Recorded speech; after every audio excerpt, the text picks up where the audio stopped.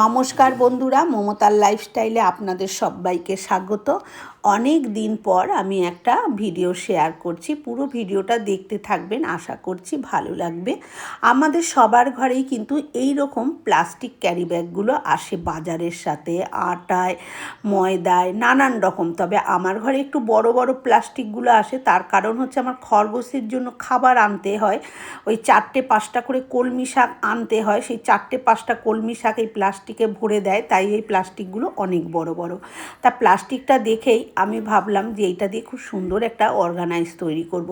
তার জন্য প্লাস্টিকটাকে খুব ভালো করে আমি ধুয়ে এপাশ ওপাশ ভালো করে শুকিয়ে নিয়ে এসেছি।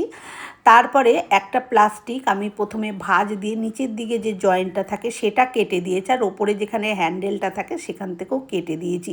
দিয়ে আবার এরকম সরু করে ভাঁজ দিয়ে ঠিক 2 ইঞ্চি চওড়া রেখে আর লম্বা যতটা প্লাস্টিকটা ততটা এরকমভাবে আমি কেটে নিলাম। এই যে এক একটা দেখুন, এই যে এরকমভাবে টুকরো হয়েছে।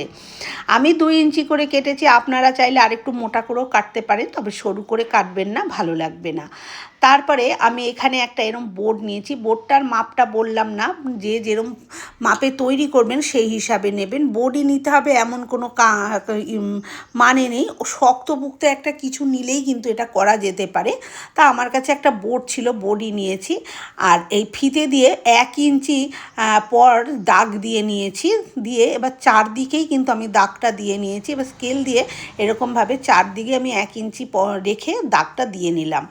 এবারে যেখানে 1 ইঞ্চি দাগটা দিয়েছিলাম, স্কেলটা ঠিক তার অর্ধেক দিয়ে ধরে 1/2 ইঞ্চি মতন রেখে আমি আর 1/2 ইঞ্চি পরপরই এরকমভাবে এই যে দাগ দিয়ে নিয়েছি। দাগগুলো সব 1/2 ইঞ্চি পরপর দিয়েছি। তারপরে সেই দাগগুলোকে একটু তেরছা করে, মানে কোনাচে করে আমি কেটে নিচ্ছি, যাতে ঠিক দাঁতের মতন তৈরি হয়, যাতে প্লাস্টিকটা আমি যখন এর মধ্যে ঢোকাবো যাতে প্লাস্টিকটা সুন্দরভাবে আটকে থাকে। এই যে দেখুন, এরকমভাবে দাঁতগুলো আমি তৈরি করে নিচ্ছি। দুটো পাশই আমি কিন্তু এরকমভাবে দাঁত তৈরি করে নিয়েছি। এবারে দেখাচ্ছি আমি প্লাস্টিকগুলো কী কাজে লাগাবো। আমি এই প্লাস্টিকগুলো যেহেতু টুকরো টুকরো, সেহেতু আমি একটার সাথে একটা টুকরো এরকমভাবে জুড়ে নিলাম। প্রথমে আমি 3-4টেই জুড়ে নেব, বেশি জুড়বো না। বেশি জুড়লে আবার টেনে টেনে পেঁচানোর সময় অনেক সমস্যা হবে। যখন ফুরিয়ে যাবে, মানে কমে আসবে, তখন আবার জুড়ে নেব যখন লাগবে। এখানে আমি প্রথমে 3টে প্লাস্টিকের টুকরো জুড়ে নিয়েছি। এবারে কি করছি দেখুন, এই যে আমি দাঁতের মতন বোর্ডে তৈরি করেছিলাম, এই দাঁতের খাঁজে এটাকে আটকে দিলাম। আর এই দাঁতের খাঁজে খাঁজেই এইভাবে আমি লাগিয়ে লাগিয়ে ঘুরিয়ে ঘুরিয়ে পুরো বোর্ডটা কিন্তু আমি এইরকমভাবে প্লাস্টিক দিয়ে কভার করে নেব। এই যে এই দাঁতটা তৈরি করেইছি এই জন্য আমি, মানে তেরছা করে কেটে কেটে সমান করে কেটেও দিতে পারতেন, সেভাবে প্লাস্টিকটা এইভাবে ঢোকাতে অসুবিধা হবে। আর যেহেতু আমি একটু তেরছা করে করে এরকমভাবে খাপ খাপ মতন কেটে নিয়েছি, সেহেতু আমার এই প্লাস্টিকটা এইভাবে লাগিয়ে করতে কিন্তু ভীষণ সুবিধা হচ্ছে। যেখানটা কমে যাবে প্লাস্টিক, সেখানে আবার একই রকমভাবে প্লাস্টিকটা জুড়ে নেব।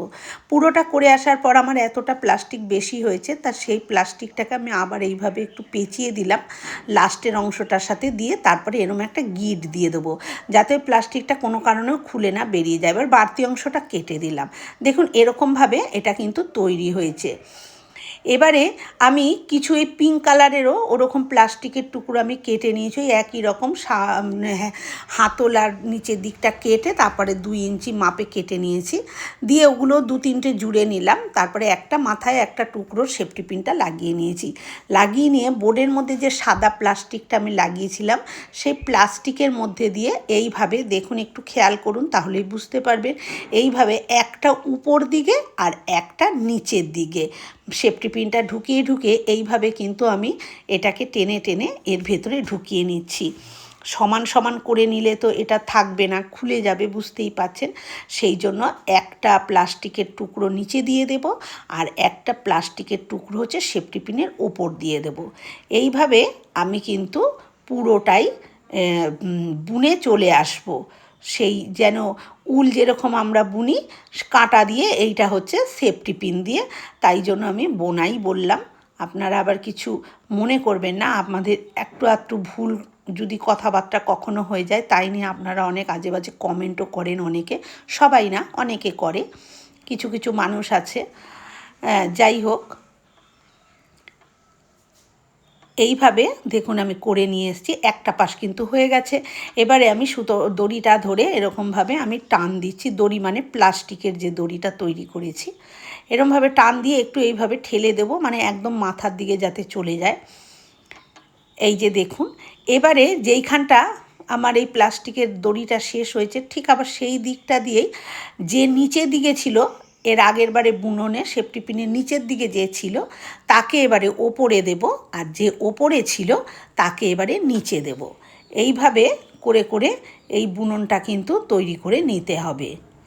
এই যে দেখুন, কতটা দেখতে পাচ্ছেন বুঝতে পাচ্ছেন আমি জানি না, যদি দেখে না বুঝতে পারেন তাহলে আমার কথাটা খেয়াল করবেন যে আমি সেফটি পিনটা কিন্তু একটা সাদা প্লাস্টিকের টুকরো ওপরে আর একটা প্লাস্টিকের টুকরো নিচে এইভাবে কিন্তু বুননটা করছি।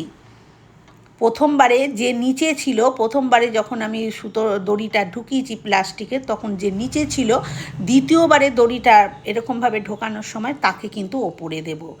এইভাবে আমি কিন্তু এই পুরোটাই বুনে নেব। আর এখানে আমার কাছে দু রকম কালার ছিল, তাই আমি দু রকম কালার দিয়েছি। আপনারা নিজেদের পছন্দ মতন কালার দিতে পারেন, বা যার কাছে যেরকম থাকবে সেই রকম কালার দিয়েও কিন্তু আপনারা অনায়াসে এগুলো তৈরি করে নিতে পারেন। তবে সাদার সাথে যদি একটু অন্য কোনো কালার হয় সেটা আপনাদের বুঝতে সুবিধা হবে, যেমন দেখুন এইটা বোঝা যাচ্ছে সেরকম। আর যদি প্লেন সাদা দিয়েই করা হয় তাহলে বুননটা অত বোঝা যাবে না। আর এটা এইভাবে একটু কালারিং দিতে পারলে কিন্তু দেখতেও সুন্দর লাগে। এই যে দেখুন, এইভাবে আমি সম্পূর্ণটা কিন্তু বুনে নিয়েছি। তারপরে যে বাড়তি অংশটা যেখানে হয়েছে সেগুলো গিট দিয়ে দিচ্ছি, গিট দিয়ে যে এক্সট্রা অংশটা আমি কেটে এইভাবে বাদ দিয়ে দেব। এবারে যে দাঁতের মধ্যে আটকানো ছিল বোর্ডের, সেই দাঁতের মাথাগুলো একটু নামিয়ে দিলেই কিন্তু এটা অনায়াসেই খুলে আসবে। এই যে দেখুন এক পাশ খুলে গেছে, আর সেই পাশটা ধরে এরকমভাবে টান দিলে এই যে এদিকটা খুলে যাচ্ছে। এবারে একটা কাজ আছে বন্ধুরা, এই যে দুটো পাশ যে মাথাগুলো যেখানে ছিল বোর্ডে লাগানো সেই জায়গাগুলো কিন্তু ফাঁকা রয়েছে।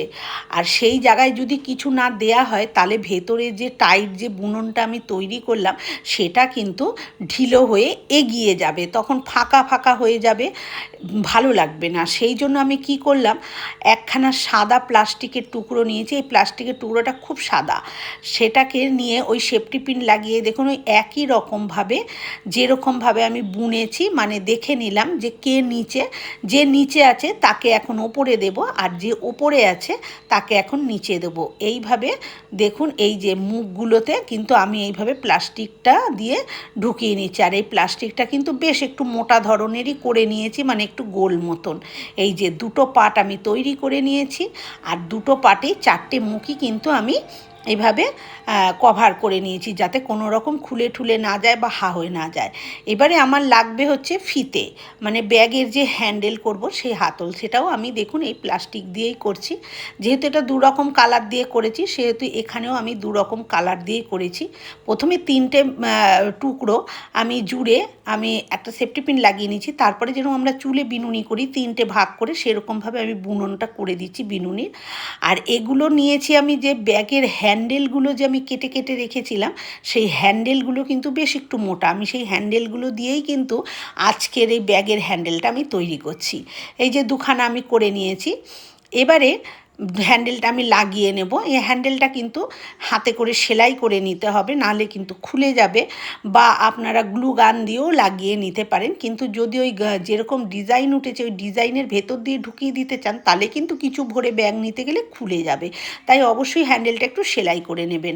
আমি ঠিক মিডিল পয়েন্ট থেকে, মানে টুকরোগুলোর মিডিল পয়েন্টটা ভার করে নিয়েছি, মিডিল পয়েন্ট থেকে ওদিকে 1.5 ইঞ্চি আর ওদিকে 1.5 ইঞ্চি মাপ করে নিয়ে হ্যান্ডেলটা বসিয়ে দিয়েছি। দুটো পাটে হ্যান্ডেলটা বসিয়ে আমি সেলাই করে দিয়েছি। এবারে এই দুটো টুকরো আমি জুড়ে নেব। জুড়ে নিচ্ছি কিভাবে, আমি কোনো রকম এখানে কিন্তু সুতো ব্যবহার করছি না, সেই একটু প্লাস্টিক আমি নিয়েছি, সরু কিন্তু খুব একটা নয়, এই প্লাস্টিকটাও দেখে বুঝতে পারছেন, খুব সরু নেবেন না তাহলে ছিঁড়ে যাবে কিছু ভরলে, একটু মোটা করেই নিয়েছি। আর ওই একটা মাথা ছুঁচের জায়গায় সেফটি পিন লাগিয়ে নিয়েছি।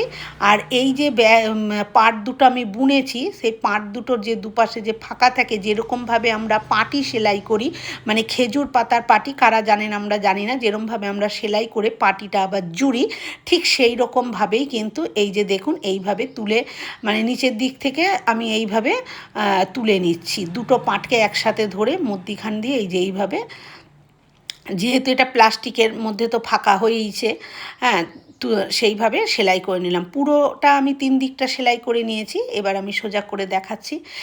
দেখুন এটা কত সুন্দর হয়েছে, যে এটা ভেতরটা, এটা কিন্তু বাইরে থেকে কিছুই দেখা যাচ্ছে না।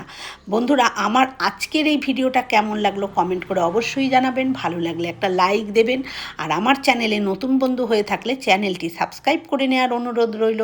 পাশে থাকা বেল আইকনটা অবশ্যই প্রেস করবেন, কারণ আমি যখনই কোনো ভিডিও শেয়ার করব, নিত্য নতুন ভিডিও নোটিফিকেশন আপনাদের কাছে পৌঁছে যাবে সবার আগে। এটার মধ্যে আপনারা যে কোনো পারপাসে ব্যবহার করতে পারেন, দুধের প্যাকেট আনতে, মাছ আনতে, যে কোনো কাজে। আজকের মতন এই পর্যন্ত, আবার হাজির হয়ে যাব অন্য কোনো ভিডিওর সাথে। ততক্ষণ ভালো থাকবেন, সুস্থ থাকবেন। ধন্যবাদ।